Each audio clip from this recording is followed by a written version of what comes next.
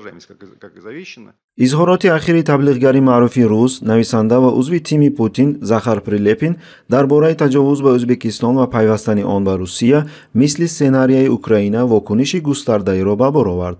Я на самом деле еще стою искренне за то, чтобы вот эти вот территории, откуда едут к нам гастарбайтеры, чтобы их присоединять просто целиком и уже на месте их, ну, как бы обучать русскому языку, чтобы не здесь их учить, а там уже, собственно, там, в Узбекистане, допустим.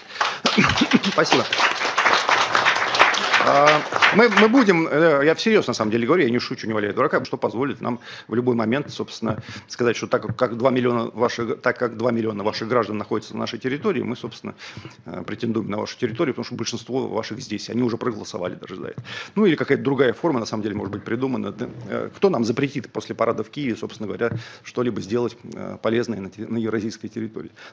Никто. гуфт Прилепин рӯзи 20 декабр зимни як нишаст дар маркази матбуоти Русия имрӯз. Bu gaplarda muayyan suveren davlatga tahdid jarangladi. Qo'shib olishimiz kerak degani, bosib olishimiz kerak degani tahdiddan boshqa narsa emas. ёдрас мекунем ки Захар Прилепин ҳамраиси ҳизби Русияи одил, ватанпарварон барои ҳақиқат ва узви ситоди марказии фронти ҳалқии умумии русиягӣ ки бо ташаббуси Путин таъсис шуда буд ва моҳи августи соли 2023 дар ҳайати гвардияи Русия ки аз собиқадорони амалиёти ҷангӣ дар Сурия ва Украина иборат аст, рутбаи подполковник ва вазифаи муовини фармондеҳи полки таъинотии Оплот оид ба корҳои ҳарбии сиёсиро қабул намуда буд. Я считаю, что Россия имеет все возможности для того, чтобы стать в центре глобального мирового переустройства. Мария Захарова, сухангӯи расмии Кремл, гуфтаҳои Прилепинро дуру дароз шарҳ дода, таблиғгарро барои изҳороти иғвоангезаш маҳкум накард.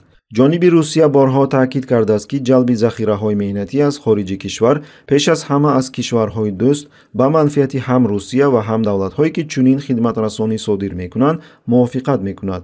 изҳороти Прилепин ақидаи шахсии ӯст ки мавқеи расмии Федератсияи Русияро инъикос намекунад, гуфт Захарова. Вы видите, что для этого шизофренического фашистского российского режима нет друзей. У них есть просто вот это маниакальное желание всех захватить, всех поработить, все разрушить, да, все себе подчинить. Вот они натурально люди с кучей вот таких комплексов и серьезных психических отклонений. ҳамзамон раиси ҳизби Русияи одил ватандӯстон барои ҳақиқат Сергей Миронов комилан ба тарафдории ҳамтои ҳизбаш баромад кард. чунин барномаи сиёсиро ҳизби мо пеш нагирифтааст. ин танҳо фикру ақида аст. ақидаи нависандаи боистеъдод ватандӯсти ҳақиқии кишварамон аст, на чизи дигар, гуфт Миронов. Мы считаем, что давным-давно нужно вводить визовый режим со всеми государствами Центральной Азии.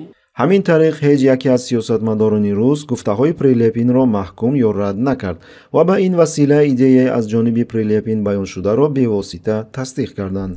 Казахстана просто не существовало, Северный Казахстан вообще не был заселен, но казахи и так далее. Они существовали, да, они существовали гораздо южнее, и, собственно, территория Казахстана – это большой подарок со стороны России и Советского Союза. дар ҳамин ҳол коршиносон аз мақомоти Ӯзбекистон даъват карданд ки ин гуна изҳоротро ҷиддӣ қабул намоянд. Захар Прилепин ҷонибдори ҳамла ба Ӯзбекистон буда замоне дар сафи мухолифин буд. пас аз ишғоли Крим муносибати ӯ ба Путин тағйир ёфт. пеш аз ҷанги Украина Прилепин борҳо бо шиорҳои Украина бояд ишғол карда шавад баромад кардааст. аз ин рӯ ӯ таҳти таҳримҳои Иттиҳодияи Аврупо қарор дорад. имрӯз Прилепин ҳамчун як сиёсатмадори наздик ба Кремл ақидаеро паҳн мекунад ки Осиёи Марказӣ ва Ӯзбекистон бояд забт карда шавад. Прилепин як сиёсатмадори расмӣ, раҳбари расман сабти ном шудаи ин ҳизб ва яке аз раҳбарони эътилофи якҷо бо Русияи одил мебошад. яъне эҳтимоли зиёд вуҷуд дорад ки изҳороти Прилепин назар, лоиҳа ва рӯҳияи Кремл аст. Прилепин бо эҳсосот сухан нагуфт, фикр мекард, суханҳояшро интихоб мекард. ин занги ҷиддӣ барои давлат мебошад, навиштааст сиёсатшиноси маъруфи o'zbek Kamoliddin Rabbimov дар саҳифаи фейсбуки худ. Butun dunyo ko'rib turibdi.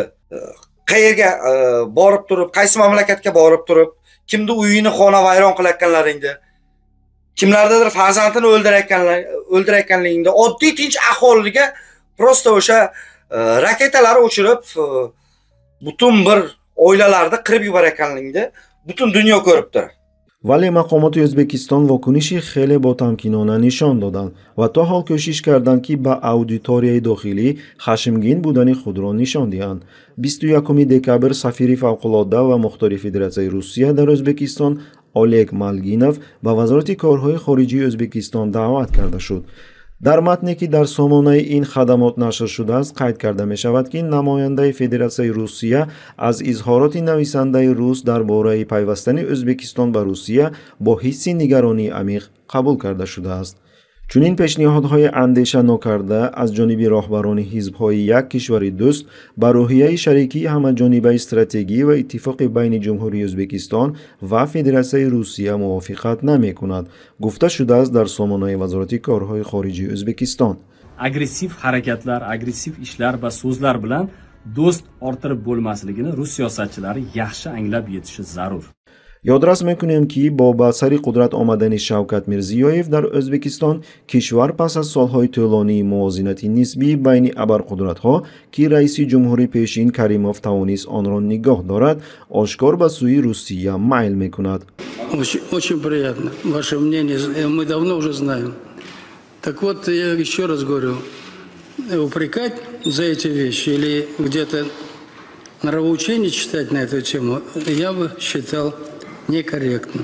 از این رو هیچ یک اظهارات نمیتواند این دلیل را لغو کند که شرکت‌های روسی آهسته آهسته اقتصاد کشور را به دست می‌گیرند. تمام اهالی کیها با شبکه‌های تلویزیونی دولتی روسیه را پیگیری می‌نمایند و ازبکستان به یکی از کشورهای موازی واردات تبدیل یافته است که روسیه را از تحریم‌های غرب نجات می‌دهد. Я хочу тоже сказать, что наши отношения вышли на совершенно новый уровень.